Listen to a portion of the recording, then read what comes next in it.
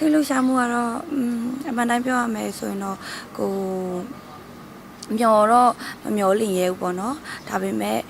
ရတော့ရကျင်မိတာပေါ့ဘာဖြစ်လို့လဲဆိုတော့ကိုဒီဇက်ကားထဲမှာကိုတကယ်ကိုပင်ပန်းပန်းနဲ့စူးစမ်းပြီးရိုက်ခဲ့ရတဲ့ကားလေးပေါ့နော်အဲ့လိုမျိုးကိုစူးစမ်းထားတာလေး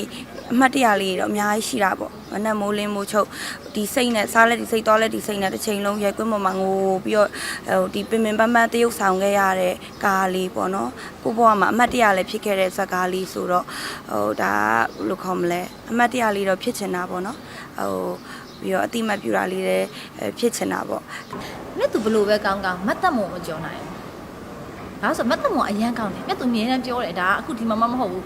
ချုပ်ဖြေထားတယ်ပြန်ကြည့်လဲတွေ့နိုင်ပါတယ်ဥမာ7 day ချားတယ်မှာလို့ပေါ့နော်မြတ်သူဖြေထားရှိတယ်မြတ်သူမတ်တက်မုံရဲ့ idea ကိုကြိုက်တယ်မြတ်သူကောင်းတော့ကောင်းမယ်ဒါပေမဲ့မြတ်သူမတ်တက်မုံကိုလုံးမတ်တက်မုံရဲ့လောက်ကွက်နဲ့သူ့ရဲ့ idea သူ့ရဲ့ idea ကိုမြတ်သူဘလို့မှမလုံးနိုင်ဘူးမကြော်လွားနိုင်ဘူးမြတ်သူရဲ့နေရာမှာကောင်းတာပဲရှိတာတကယ်ကောင်းတာချင်းရှင်မတ်တက်မုံကိုကောင်းတယ်လေနော်ဒါတကယ်ထိုက်တဲ့လူကိုရတာပါ။အဲ့လိုဝိုင်းမျိုးအဲ့စုကျင်ရခါဒီမှာဝိုင်းအုံတဲ့ချိန်ပဲတော်တော်ကြောက်တာ။ကျန်တဲ့ချိန်ကတော့မှအေးဆေးပါ။ဝိုင်းအုံတဲ့ချိန်အသေးပြီးလို့လွဲဝိုင်းတော့ရှက်တော့ကွယ်ပြီ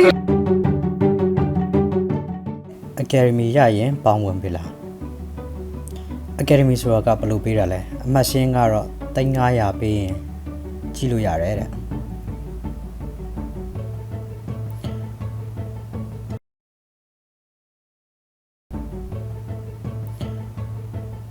ပေါင်ဝင်တန်းဝင်ဖြစ်တဲ့ထိတ်တန်းမင်းသားမင်းသမီးဆိုတာဘယ်သူတွေလဲ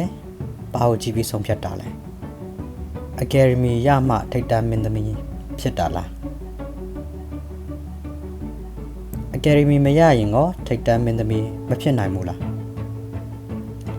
အကယ်ဒမီရပြီးရင်ရောထိတ်တန်းမင်းသမီးဖြစ်ပြီလို့ပြောလို့ရလားဒီလိုမေးခွန်းနေနဲ့ရှုပ်ထွေးနေတဲ့မြန်မာနိုင်ငံရဲ့အကယ်ဒမီနဲ့ပတ်သက်တဲ့နှစ်တွေရွေးချယ်မှုတွေဟာစိတ်ဝင်စားစရာကောင်းနေပါတယ်အစဲခံရတဲ့ Academy ရှိတယ်ဒီလိုနှစ်တွေထဲမှာမှထိတ်တန်းမင်းသမီးနှစ်လက်ဖြစ်တဲ့တက်မမြင့်နဲ့ဦးမုံရွှေဆိုတဲ့မတိသူမရှိတဲ့မင်းသမီးနှစ်ယောက်ရဲ့အကျိတ်နဲ့ဖြစ်ခဲ့တဲ့2016ခုနှစ် Academy စုပေးပွဲဟာထူးခြားမှုရှိပါတယ်စကားတကားထဲကနေပြီးတော့မှမင်းသမီးနှစ်ယောက်လုံးကဇက်ဆောင်စုအနေနဲ့စကားတင်ဝင်ပြီးတော့မှအကျိတ်နဲ့ဖြစ်ခဲ့တဲ့ Academy ပွဲစကားနာမည်ကချစ်လာစောတော်အမောင်အသက်6နှစ်လောက်ခွာတဲ့မင်းသမီး2ယောက်ရဲ့ဖြတ်တန်းမှုမှာအမတ်တရအများကြီးရှိခဲ့တဲ့စကားဒီစကားရဲ့ရက်ကွန်းနောက်ွယ်ပြီးတော့မှတခြားပြင်ပစိတ်ဝင်စားစရာတွေနဲ့ဒီစကားရဲ့ဖန်တီးရှင်ဖြစ်တဲ့ Director Wine သူတို့တွေရဲ့ဆက်ဆက်မှုတွေကလည်းစိတ်ဝင်စားစရာကောင်းတယ်ဒီဇက်ကိုရေးထားတဲ့သူကလည်းစာရေးဆရာမပုံညာခင်ဖြစ်တယ်ဆိုတော့ဒီလိုမင်းသမီးနှစ်လက်ရဲ့ထိတ်တန်းမင်းသမီးပီပီသားသားရှိရလို့ပြောလို့ရတယ်မင်းသမီးနှစ်လက်2013ခုနှစ် Academy စပေးပွဲမှာလည်းနှစ်ယောက်လုံးကစံခါတင်ဝင်ခဲ့ပြီးတော့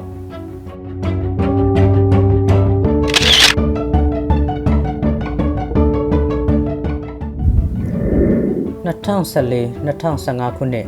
တနေ့တည်းကျင်းပတဲ့ Academy အတွက်ကလည်းနှစ်ယောက်လုံးကစီးရင်ဝင်ထားပြီးတော့မှရင်ခုန်လို့ရတဲ့အနေထားကနဲ့2016ခုနှစ်ဆိုတဲ့နှစ်ကိုတော့ကူးသွားတယ်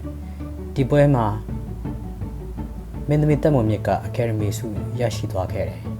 ဘလို့အကြောင်းအရာတွေနဲ့လဲဆိုတာကိုဒီဗီဒီယိုလေးမှာတင်ဆက်ပေးသွားမှာဖြစ်ပါတယ်2014ခုနှစ်မှာစကားစတင်ရိုက်ကူးချိန်ကစပြီးတော့စူပေးပွဲကျင်းပတဲ့2019ခုနှစ်အထိထိတ်တန်းမင်းသမီးအနေနဲ့နေရာယူထားနိုင်တဲ့မင်းသမီးနှစ်လက်ရဲ့